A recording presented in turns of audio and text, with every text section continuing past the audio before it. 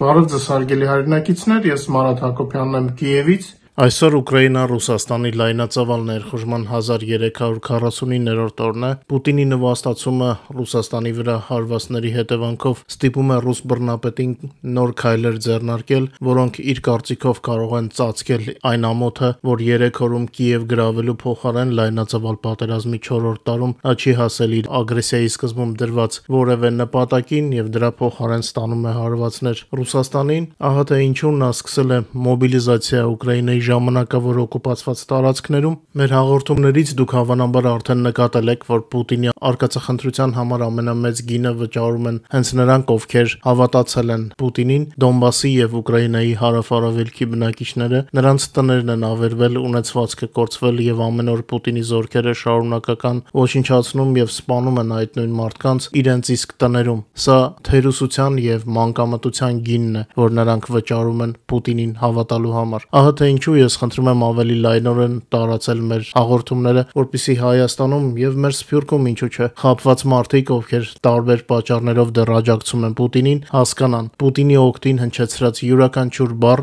նրանց իսկ այդ բառերը արտաբերողների սեփական վերջն է մոտեցնում։ Մենք չենք ցանկանում, որ մեր ժողովրդից որևէ անհատ դառնա հերթական զոհը։ Մենք այնքան էլ շատ չենք, որ սկսենք ավելի պակասել հիմա էլ Պուտինի պատճառով։ Պետք է լինենք տեղեկացված, զինված եւ ունենանք հուսալի դաշնակիցներ, իսկ այդ ամենի համար պետք է հավաստի տեղեկատվություն։ Հայաստանին վերաբերող թեմաներին, ինչպես գիտեք, անդրադառնում ենք Անալիտիկա ալիքի հյուրերի հետ։ Իմիջայլոց 3 բավականին հետաքրքիր եթեր ենք թողարկել, ովքեր դեռ չեն տեսել, անպայման դիտեք։ Մենք բոլոր եթերներում ցանկանում ենք ամբողջականացնել տեղեկատվական պատկերը։ Վերադառնալով օրվա լուրերին, ասեմ, որ անցած գիշերը դարձավ Պուտինի հերթական անիմաստ հարձակումների փորձերի շարունակությունը, որոնց նպատակն էր փորձել նորից կոտրել մեր ոգին, սակայն դա պուտինիստներին չի հաջողվում։ Նույնիսկ կինժալ աերոբալիստիկ հրթիռները, որոնք վերջին օրերին Պուտինի բանակը սկսել է ակտիվորեն կիրառել, չեն տալիս Պուտինի համար ցանկալի արդյունքը։ Շատ հրթիռներ պարզապես տեղ չեն հասնում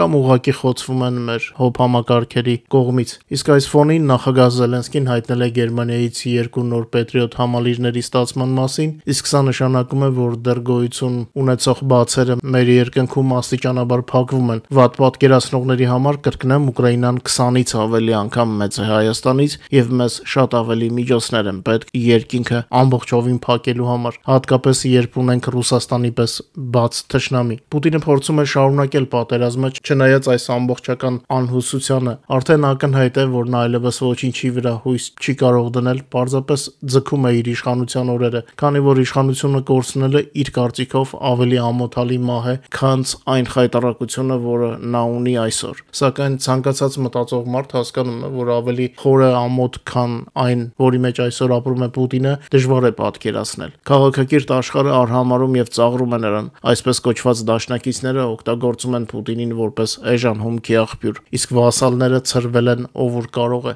Որքան երկար է ձգվում այս պատերազմը, այնքան ավելի մեծ է խայտառակությունը Պուտինի համար։ Սակայն ամոթը միայն նրա վրա չէ։ Ամոթի մեջ են նաեւ նրանք, ովքեր մինչ այժմ պաշտպանում են Պուտինին, մոռանալով, որ հենց Պուտինն է պատճառ դարձել հազարավոր մեր երիտասարդների մահվան Արցախում եւ արցախցիների արտաքսմանը իրենց պատմական հողերից, որ հենց Պուտինի արկածախնդրությունը թևավորեց Ալիևին։ Որքան մեծ լսարան կարողանանք ընդգրկել մեր հաղորդումներով, այնքան մեծ կլինի հույսը բացատրել սխալ պատկերացում ունեցող մարդկանց, թե իրականում ինչ է կատարվում այն տարածքում, որտեղ ընդամենը 40 տարի առաջ մեզ համոզում էին, թե դա ընդհանուր տուն է։ Այո, խոսքը սովետական միության մասին է, ժողովուրդների բանտի, որը շատերը դեռ հիշում են իբրև իերանելի անցյալ։ Մեր հաղորդումների նպատակն է, որ մարդիկ չփափագեն ապրել բանտում, այլ հոգ տանեն իրենց սեփական պետության մասին, իրականում գիտակցեն, թե ինչ է անկախ պետություն ունենալը եւ փորձեն իրենց մասնակցություն ունենան պետականաշինության մեջ։ Երեք Facebook-ում տեսա կադրեր Էջմիածնից, որտեղ այժմ ընտրություններ են ընթանում։ Տեսա այնտեղ բակերը, որոնք կային 30 եւ ավելի տարիներ առաջ, բայց դա պարզապես քաղաք չէ, այլ Հայաստանի հոգեվոր մայրաքաղաք է։ Հայ Սփյուռքի համար ձգող կետ կենտրոնը։ Չնայած մեր սիրելի Երևանում էլ բնակչության կյանքի համար խնդիրների պակաս չկա,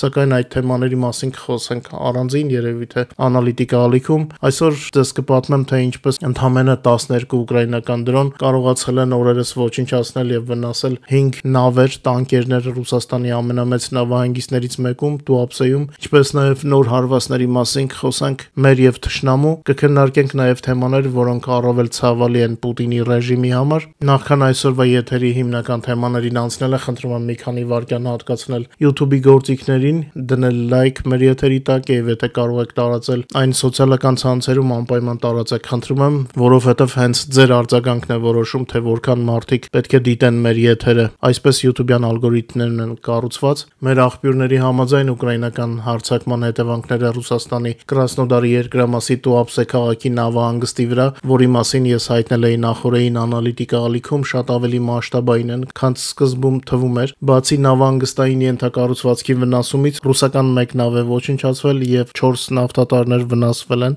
իսկ այդ նավթատարներում 100,000-ավոր տոննա նավթամթերք կար։ Եւ արդեն երկուշաբթի գիշերը ուկրաինական բանակը կրկին հարվածներ է հասցրել Ռուսաստանի Սարատովի նավթավերամշակման գործարանին եւ ռուս օկուպանտների մի շարք այլ օբյեկտներին։ Ֆիքսվել է ճշգրիտ խոցում եւ հրդեհ նավթավերամշակման համալիրի տարածքում։ Սարատովի նավթավերամշակման գործարանը Ռուսաստանի ամենահին ձեռնարկություններից մեկն է։ 23 թվականի տվյալներով վերամշակման ծավալը կազմել է 4.8 միլիոն տոննա։ Ձեռնարկությունը ներգրավված է ռուսական բանակի ապահովման գործընթացում, բացի այդ հարվածներ են հասցվել օկուպանտների լոգիստիկ օբյեկտներին, ժամանակավորապես օկուպացված Լուգանսկի տարածքում, խոսքը վերաբերում է նյութատեխնիկական ապահովման պահեստներին, Ռասկոշնայե բնակավայրում եւ վառելիքաքսուքային նյութերի շարժական պահեստներին Դովժանսկում։ Այդ հաջող հարվածների բացառիկ կադրերը կարող եք դիտել մեր Telegram-յան ալիքում։ QR կոդը ձեր էկրաններին է, մեր Telegram-ի բաժանորդները գիտեն, որ օրը 24 ժամ կարող են ստանալ հավաստի տեղեկատվություն Ուկրաինայի մասին եւ Ուկրաինայի շուրջ իրադրության մասին։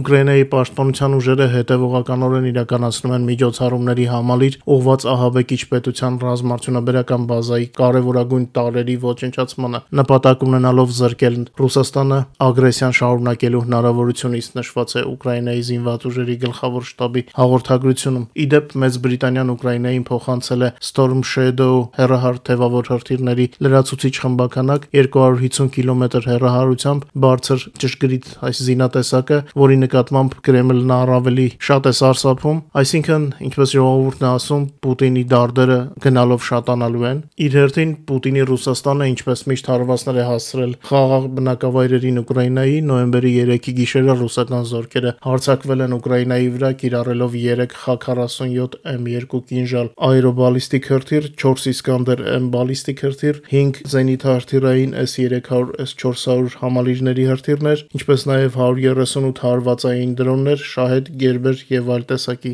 դրոններ։ Այս մասին հայտնել են Ուկրաինայի զինված ուժերի օդային ստորաբաժանումները։ Հարձակումը հետ է մղվել Ուկրաինայի պաշտպանության ուժերի ավիացիայի, զենիթահրթիռային զորքերի, ռադիոէլեկտրոնային պայքարի եւ անօդաչու համակարգերի ստորաբաժանումների կողմից։ Նախնական տվյալներով երկուշաբթի առավոտյան Ուկրաինայի հակաօդային պաշտպանությունը խոցել եւ չեզոքացրել է 1 Խա-47 M2 կինժալ հրթիռ եւ 115 դրոններ երկրի հյուսիսային, հարավային եւ արևելյան ուղղություններով։ Գրանցվել են հրթիռների եւ 20 հարվածային դրոնների խոցումներ 11 տարբեր վայրերում։ Հիշեցնենք, որ ռուսները հրթիռային հարված են հասցրել Դնեպր քաղաքին, ինչի հետևանքով 1 մարդ վիրավորվել է, իսկ 1 ձեռնարկություն վնասվել։ Ռուսական զորքերը դրոններով հարձակվել են նաեւ Նիկոլաևի մարզի վրա, ինչի հետևանքով վնասվել է էներգետիկ ենթակառուցվածքը, որը համապատասխան կառույցները արդեն սկսել են վերանորոգել։ Անցած 1 օրվա ընթացքում ռազմաճակատում գրանցվել է 162 մարտական բախում։ Ամենամեծ ճնշումը օկուպանտները փորձել են գործադրել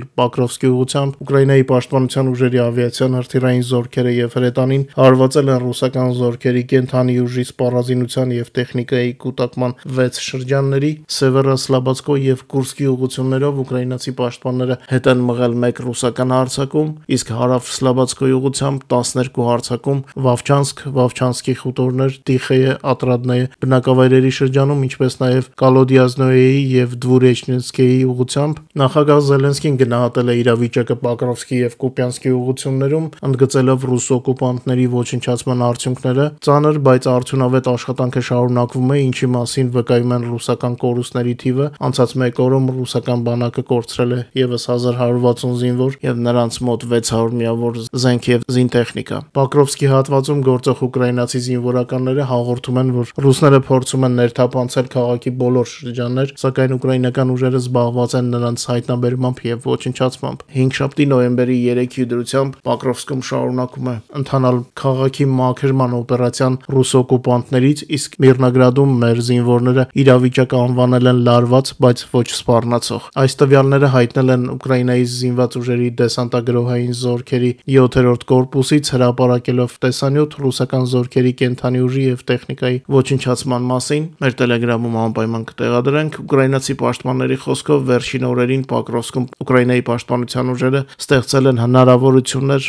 իրենց պատասխանատվության հատվածում զորքերը լրացնելու լրացուցիչ անձնակազմով եւ տեխնիկայով։ Մեջբերեմ շարունակվում է Պոկրովսկի հյուսիսային մասի ակտիվ զոնադրման մաքրման գործողությունը օկուպանտներից, համաձայնեցված գործողությունների շնորհիվ Ուկրաինայի պաշտպանության ուժերը կանխել են ռուսների ներկայության ընդլայնումը այդ հատվածում եւ թույլ չտվեցին, որպեսզի հակառակորդը խզի Պոկրովսկ եւ Ռադինսկայը միացնող ճանապարհը, ասում են մեր զինվորականները։ Հակառակորդներին ծանր հարվածներ հասցնելու նպատակով շարունակաբար ներգրավում է ավելի շատ գրոհային ստորաբաժանումներ եւ հատուկ նշանակության ուժեր, այս մասին հավելել են դեսանտագրոհային զորքերի 7-րդ կորպուսում։ Միրնոգրադի շրջանում դիրքապահները իրավիճակը բնութագրել են որպես լարված, բայց միաժամանակ չսպառնացող։ Մեջբերեմ Միրնոգրադ քաղաքի հարավ-արևելյան ծայրամասերի մոտ հայտնաբերվել է հակառակորդը, ընդհանուր թվով հարձակվող անձնակազմը ռուսների մոտավորապես 10 հոգի է։ Մերոնք շարունակում են աշխատել նրանց ոչնչացման ուղղությամբ։ Իսկում է այսպիսի մանրամասներով մեր լսարանը ավելի լավ է պատկերացնում իրավիճակը, այսինքն ռուսները մի ուղղությամբ 10 հոգի ուղարկում են եւ քարտեզներ ներկելով Մոսկվայից բարձրագոչ հայտարարություններ անելով խոսում են քաղաք մտնելու մասին։ Եթե հիմա չմանրամասնեի, որ 10 հոգի են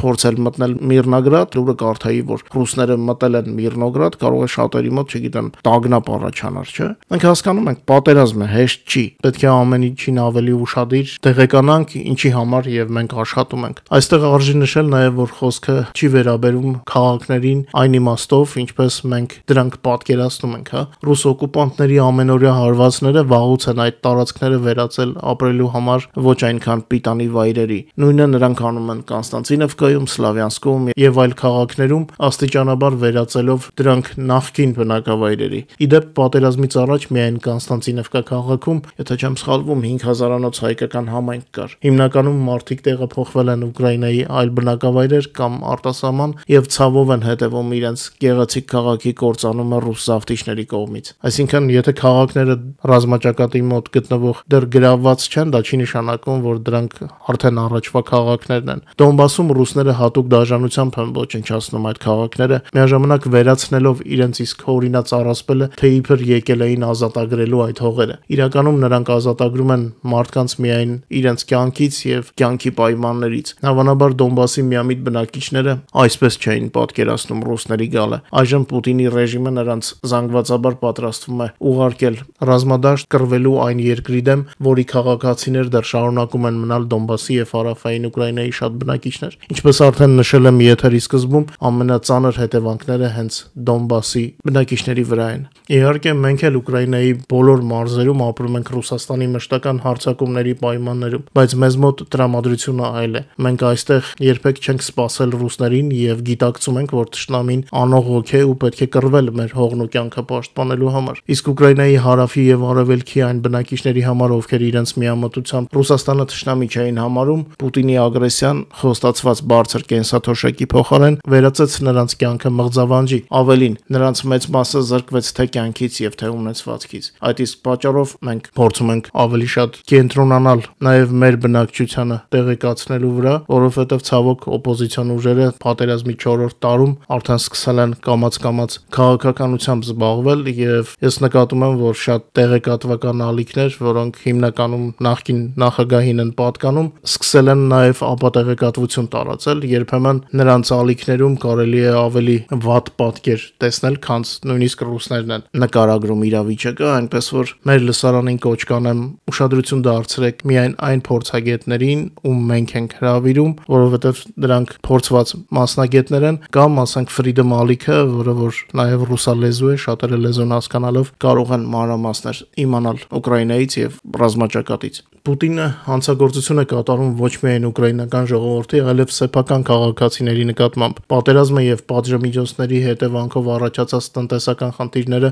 Ռուսաստանում հանգեցրել են նրան, որ ռուսաստանցիները սկսել են ավելի քիչ սնվել։ Այդ մասին նոյեմբերի 2-ին հայտնել է տեղեկատվական հակազդման կենտրոնը։ Նշվում է, որ առաջին անգամ շատ տարիների ընթացքում վիճակագրությունը արձանագրել է Ռուսաստանում սննդամթերքի սպառման նվազում բնական արտահայտությամբ։ Կենտրոնը տեղեկացնում է, որ վերջին 2 ամիսների ընթացքում ռուսաստանցիները կերել են 9%-ով պակաս հնդկաձավար եւ միս, 10%-ով պակաս բրինձ, խմել են 8%-ով պակաս կաթ եւ այլն։ Միևնույն ժամանակ նրանց ծախսերը սննդի վրա աճել են զգալի գնաճի պատճառով, մինչ ռուսական քարոզչությունը փորձում է համոզել քաղաքացիներին, թե իբր նրանց եկամուտները աճում են, իսկ տնտեսությունը չնայած պատժամիջոցներին իբր լավ վիճակում է, իրականում սովորական ռուսաստանցիները բառացիորեն ստիպված են ձգել գոտիները, ասված է հաղորդագրությունում։ Դե մեր Telegram-ի բաժանորդները արդեն իրենք են տեսնում, թե ինչպես են ռուսները բողոքում շատ ծառայություններ չստանալու պատճառով, թանկության պատճառով, լույս չլինելու պատճառով։ Սա է պատերազմի իրականությունը ռուսաստանցիների համար եւ պետք է մի բան հասկանալ, որ իրենց վիճակը գնալով պետք է ավելի վատանա եւ մենք այդ ուղղությամբ աշխատում ենք։ Կենտրոնը ընդգծում է, որ ռուսաստանցիների կյանքի վատթարացման միակ պատճառը Ուկրաինայի դեմ պատերազմի շարունակությունն է, որը պահանջում է ավելի ու ավելի մեծ ծախսեր։ Դրանք Կրեմլը դուրս է քաշում սեփական քաղաքացիների գրպաններից։ Ավելի վաղ հաղորդվել էր, որ ռուսաստանցիների մոտ 1/3-ը հայտարարել է, որ իրենց չի հերիքում գումարը անգամ սննդի համար։ Երևի ոմանց համար զարմանալի կլինի այն փաստը, որ մենք լավ տիրապետում ենք Ռուսաստանում տիրող իրավիճակին, սա զարմանալի չէ։ Մենք գործ ունենք անողոք թշնամու հետ, մենք պետք է տիրապետենք տեղեկատվությանը, որպեսզի հաղթենք։ Այլ փրկություն մենք չունենք, քան լիակատար հաղթանակն է։ Մնացած բոլոր որոշումները կլինեն կիսատ եւ ժամանակավոր։ Միայն հաղթանակը կարող է բերել խաղաղության։ Իսկ մեր հաղթանակը դա նշանակում է Ռուսաստանի առնվազն Պուտինի ռեժիմի փլուզում, ինչը ամենայն հավանականությամբ կարող է ունենալ ավելի դառը հետևանքներ Ռուսաստանի համար, բայց երևի թե այդ մասին այլ եթերում։ Լրատվությունը շատ է, հատկապես երկուշաբթի օրով, բայց չէի ցանկանալ ձեզ շատ ծանրաբեռնել, այսքանով այս եթերը ավարտեմ։ Եթե կարիք լինի նոր եթեր պատրաստելու, միգուցե նոր եթեր թողարկենք, առայժմ այսքանը։ Շնորհակալ եմ, որ մեզ հետ եք, խնդրում եմ չմոռանալ լայքել եւ տարածել մեր եթերները։ Հուսամ ավելի լավ լուրեր կունենանք առաջիկայում։ Բարով մնաք, կարևորը թույլ չտանք ձեր տրամադրությունը գցել ռուսական վատ լուրերով։